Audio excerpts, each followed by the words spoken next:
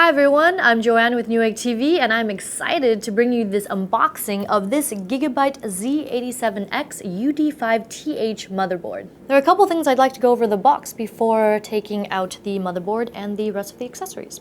So first up, you get ultra durable 5+ features such as ultra cooling with the new heatsink design. You'll see that in a moment when I take the board out. Ultra performance, I'll go deeper into that in just a bit. Ultra safe with dual BIOS, and it's ultra USB 3+.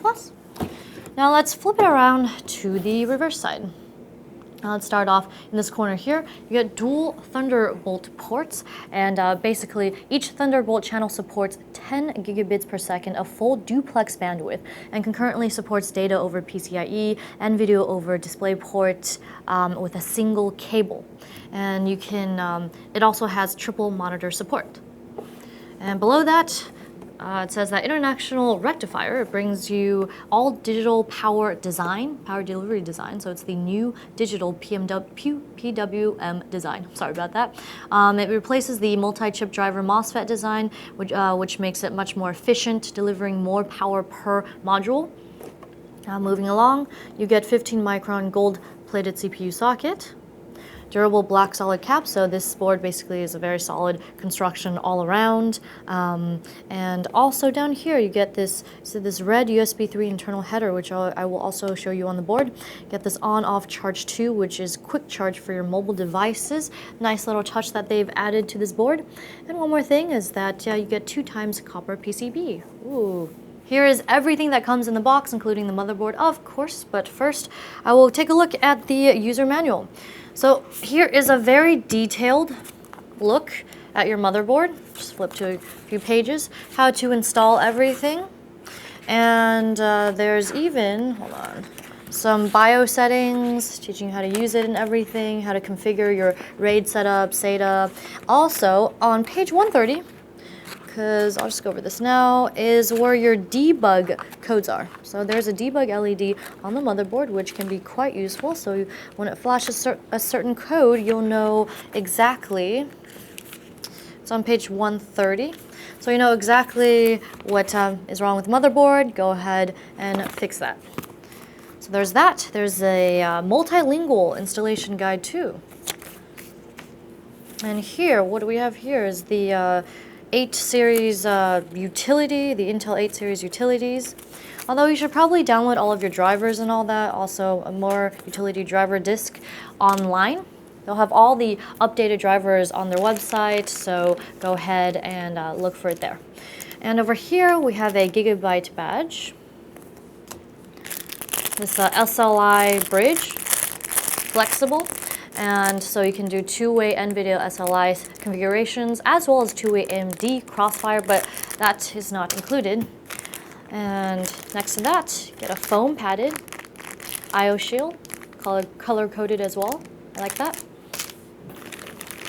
So 6 SATA cables for all of those drives and whatnot that you want to plug in.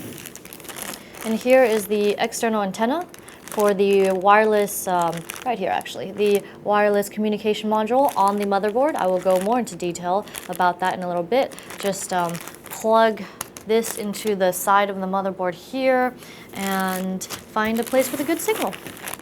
And finally, last but not least, I'll just keep it in the bag, is this 3.5-inch bracket with dual USB 3 ports.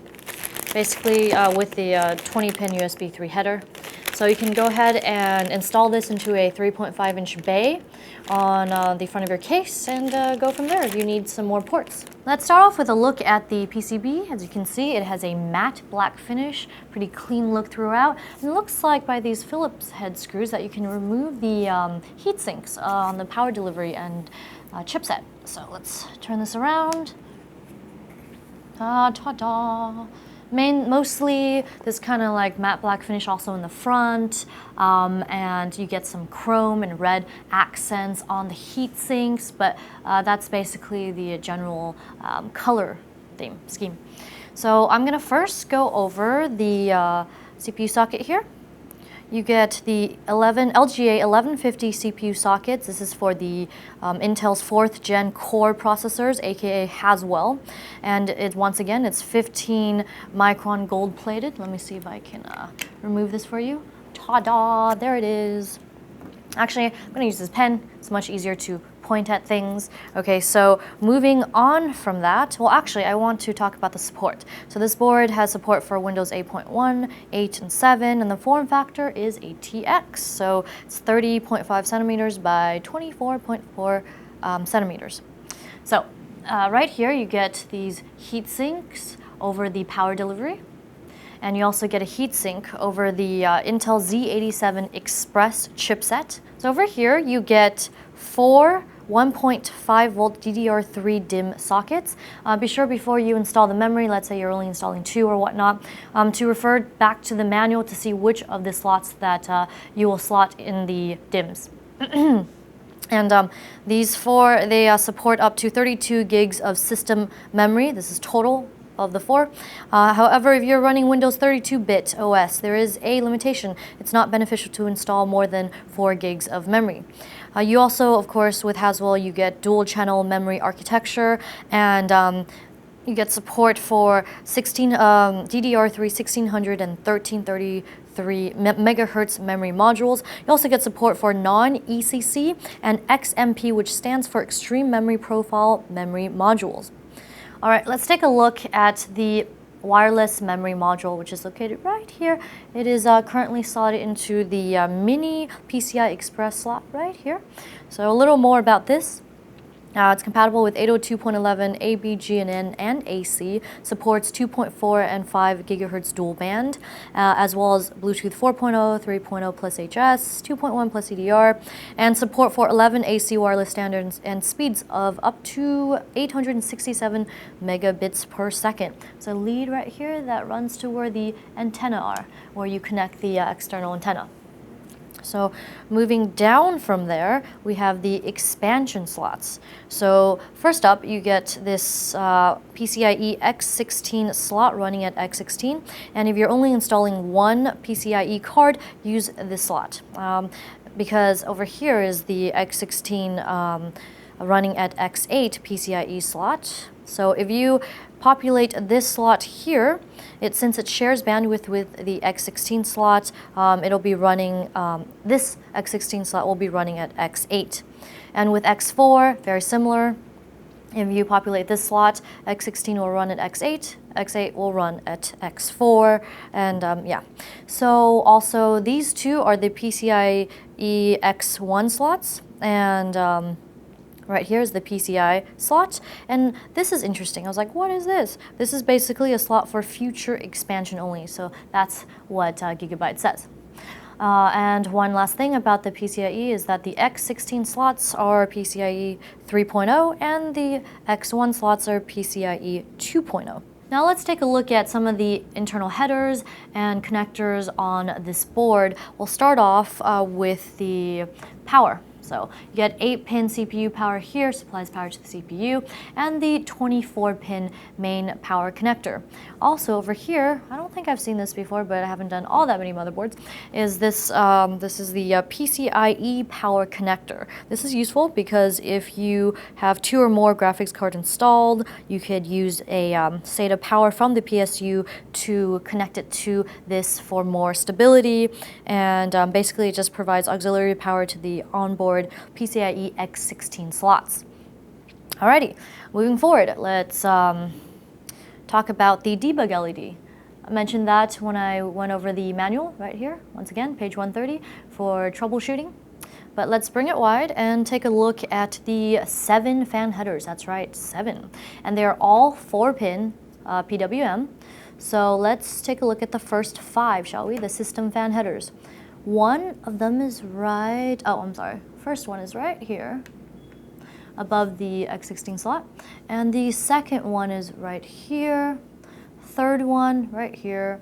4 is right next to the third one. 5 is right here behind the 24 pin. And 5 and And that's 5, I'm sorry, 5. And 6 and 7, so 6 is for the CPU cooler header, and 7, this is an interesting one, this is for the water cooling CPU fan header, right there. So there are all the fan headers on this board.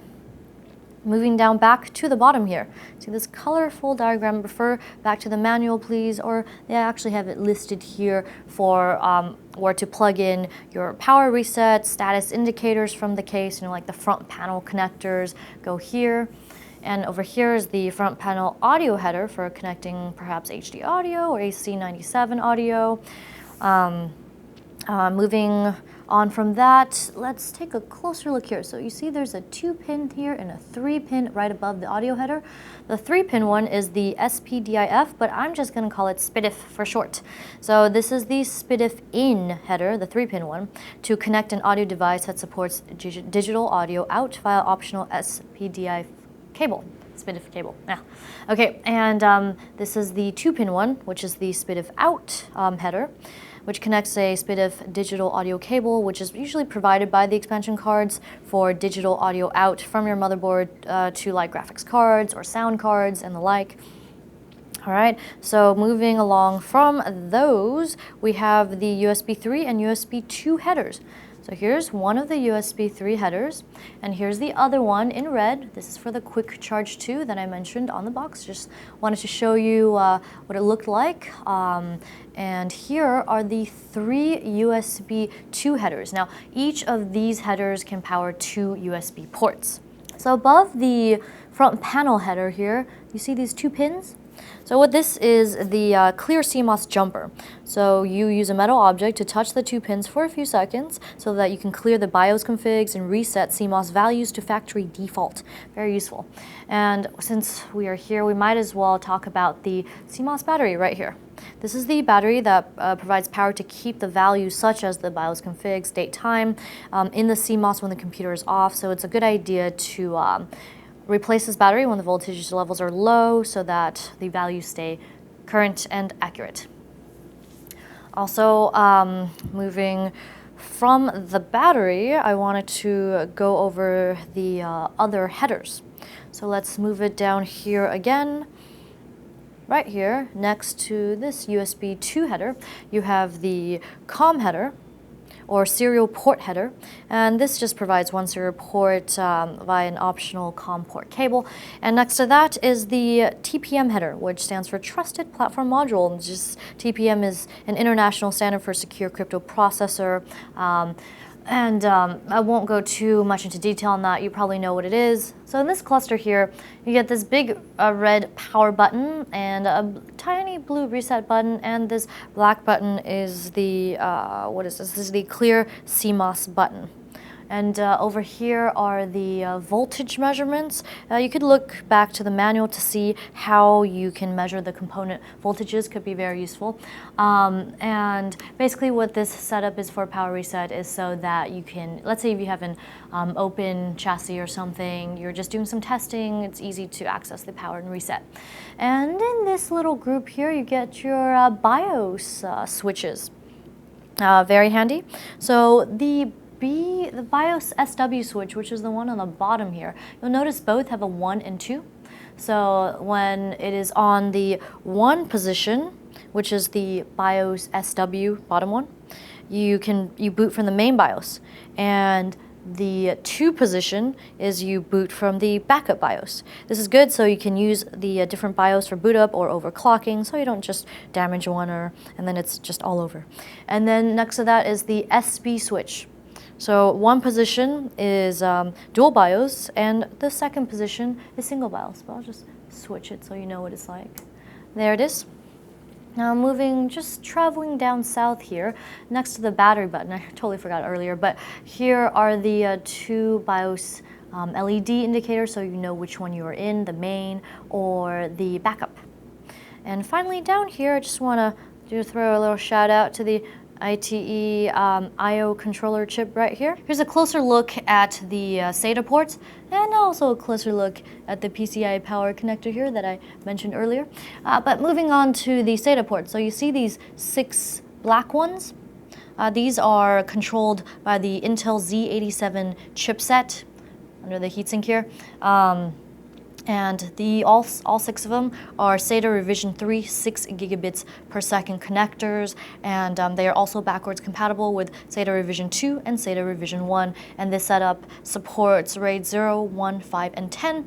Next to that, these 2 gray connectors, these are controlled by the Marvel 88SE9172 chip, which is separate, not native right here. So these are also they label it G-SATA 3 6 gigabits per second connectors, so it's also revision 3, and it's also backwards compatible with revision 2 and SATA revision 1, and it supports RAID 0 and 1. Last but certainly not least, let's take a look at the back panel connectors, the I/O connectors. So here on the far left, my far left, you have the PS2 connector for keyboard and mouse, or PS2 port, and below that 2 USB 3 connectors. There are actually 6. I'll just quickly go over them. 2 here, 2 here, and 2 here. Lots of USB 3 connectivity, lots of options. And these are the 2 antenna that you connect the external antenna that I went over probably twice already. But beneath that, let's take off the plastic cover, if it will come off. There we go. One moment. So below the antenna, you get one Dvi port with max res of 1920 by 1200, and over here, another little plastic cover, which is actually quite nice, keeps it safe, dust-free, is the HDMI port, and this one has a max res of 4096 by 2160, so that's 4K. That's pretty awesome. Generally do not see that as a standard on HDMI ports, and this supports HDMI 1.4a. These are the 2 Thunderbolt ports. Probably should have removed this before, but there they are, mentioned earlier what they're for support for mini DisplayPort and Thunderbolt monitors. Max res for these 2560 by 1600, and this is MDP1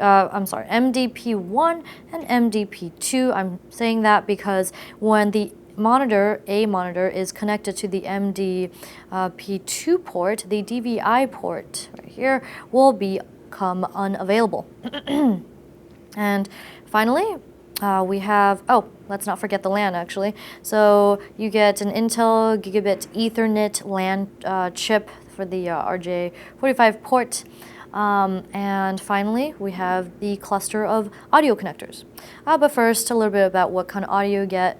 You get the Realtek ALC 898 codec, support for X-Fi Extreme Fidelity, EAX Advanced HD 5.0 technology, support for HD audio and 2.4, 5.1, and 7.1 channel audio, as well as the SPDIF in and out, which I showed you earlier as well. Down here, you have the one optical SPDIF out connector and 5 audio jacks. So in case you didn't know already, center subwoofer for orange, rear speaker out for black. Black is right here. Okay, line in for blue, line out for green, and pink is mic in. That wraps up this unboxing on this GIGABYTE Z87X-UD5 TH motherboard. I'm Joanne, and if you enjoyed this video, be sure to subscribe to our Newegg YouTube channel as well as our other YouTube channels. Thanks for watching Newegg TV, and we'll see you next time.